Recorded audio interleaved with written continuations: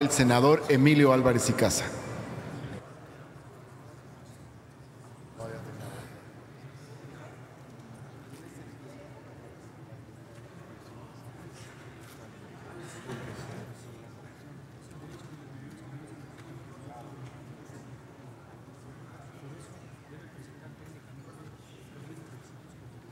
Ahora sí que nuevamente gracias. Adelante, senador. Gracias, senador presidente, e igualmente a los integrantes de la mesa directiva. Senador presidente, pido mi texto sea integrado completo al diario de debates. De una vez le hago entrega, senador presidente. Gracias, senador. Compañeras, compañeros de la Asamblea, lo que aquí nos ocupa es un tema de la mayor importancia. Y déjenme expresarlo en los siguientes términos. Se están armando las piezas de un rompecabezas para ver cómo en esta nueva etapa de México se presenta el dilema de la inseguridad. Se está construyendo la política de Estado en materia de seguridad y justicia. Esta es una pieza más de ese rompecabezas. Y por eso se hace tan importante no entenderlo o analizarlo en lo aislado. Tenemos que tenemos que analizarlo en su conjunto. Y es entonces de esta manera que tenemos que subrayar que este dictamen que se nos presenta es una regresión muy significativa en todo el trabajo que se ha hecho en la construcción de derechos humanos, por lo menos en los últimos 15 años, incluso en la construcción constitucional. Es claramente una señal de preocupación y de alarma. Hay incluso algunos argumentos que se han presentado, aquello que se llama puerta giratoria, y a lo largo de mi intervención voy a tratar de mostrar la falsedad de esos argumentos. Pero no puedo dejar pasar, y es muy importante que tengamos atención. En la exposición de motivos se subraya la noción del derecho penal del enemigo. No hay nada más contrario a la concepción constitucional de materia de derechos en México que el derecho penal del enemigo. Así dice. Y compañeros, el derecho penal del enemigo es probablemente la expresión más autoritaria y regresiva en materia penal. Que en este Senado, en este tiempo, en este momento de inicio de un nuevo gobierno que ha puesto por delante una narrativa de cuarta transformación, se apele al derecho penal del enemigo es gravísimo. Es gravísimo, compañeros. Yo pediría que en toda la exposición de motivos se quite todo lo que tiene que ver con el derecho penal del enemigo. Ahora resulta que ni siquiera tenemos la certeza de que una persona es culpable y lo juzgamos bajo el principio del derecho penal del enemigo. Es el absoluto sinsentido. Y la verdad de las cosas es que debo decirles que esa doctrina es retomada con los regímenes más retardatarios y autoritarios. Por eso es indispensable. Y miren, por ejemplo, cosas como lo que a la letra dice nuestra exposición de motivos. La ley no se orienta a fines preventivos, sino a emprender la lucha en contra de enemigos del Estado, diferentes en su comportamiento a los ciudadanos normales. Esta concepción ya ha sido utilizada en los hechos.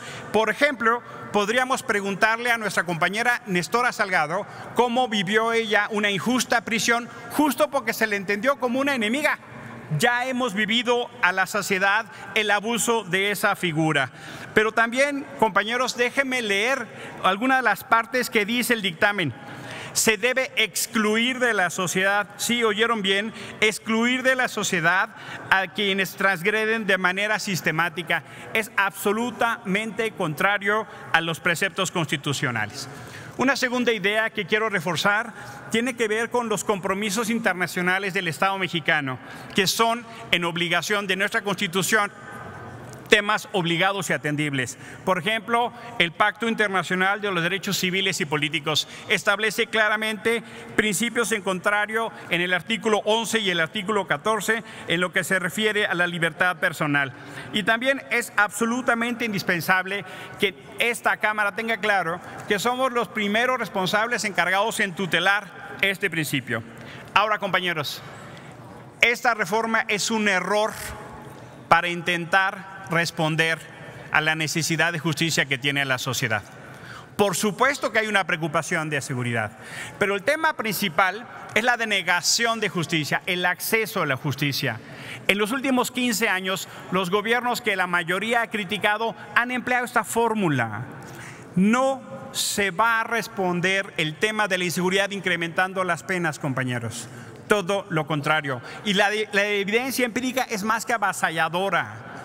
Es una medicina equivocada para la enfermedad que tiene este país. Lo que necesitamos hacer es esencialmente abatir el tema de la impunidad, y eso no se va a hacer con eso. Y por eso pensar que con poner en la Constitución estos delitos se va a abatir la impunidad, colegas, es un grave error.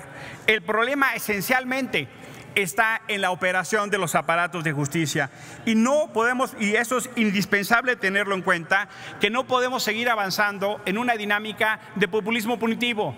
Esta propia legislatura ha presentado más del 20% de sus iniciativas en esa lógica: más delitos, más penas, más castigos. Afortunadamente estamos en el dilema de país de construir otra opción de justicia. No repitamos los errores que ya están fracasados y que claramente hay evidencia empírica que no sirven. Ahora, por supuesto que tenemos que entender que la prisión preventiva oficiosa, compañeros, es de facto una pena anticipada, es de facto un castigo y genera una condición para que el juzgador ya no pueda determinar, porque estará obligado. Ahora, colegas, pensar que porque está en la Constitución se va a cumplir es un error, pero no solo es un error, es un abuso. Meter a la Constitución estos delitos es un abuso del derecho penal. Y miren, es muy importante revisar la investigación que hizo el Instituto Belisario Domínguez. El Instituto Belisario Domínguez nos dijo que en el Código Nacional de Procedimientos Penales hay ya 16 delitos que tienen prisión preventiva oficiosa. El Código Penal Federal establece 38, hay 54.